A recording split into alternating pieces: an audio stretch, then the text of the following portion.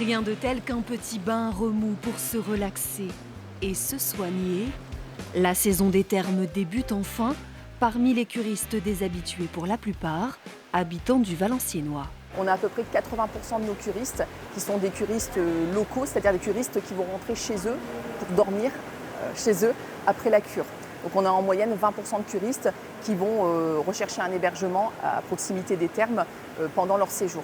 Pour ces 20% restants, il y a cette toute nouvelle possibilité. Un gîte de 11 hébergements qui ouvrira ses portes dans quelques jours. Vous avez une salle de bain avec un lave-linge. Et enfin, vous avez une chambre avec une literie de qualité pour que nos curistes principalement puissent se ressourcer.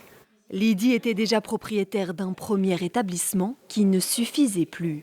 Les curistes appellent, sont à la recherche d'un hébergement et c'est dans ce cas de figure que malheureusement on était amené à leur dire en fait non, on ne peut pas vous accueillir parce qu'on n'a plus de disponibilité, et on sentait pour nous que c'était décevant et pour eux parfois difficile, et dans certains cas de figure ils étaient amenés à changer de station thermale parce que pour ceux qui ne sont pas véhiculés et qui ne peuvent pas prendre le bus pour une question de mobilité, ils ont vraiment besoin de quelque chose à proximité imminente de la station thermale.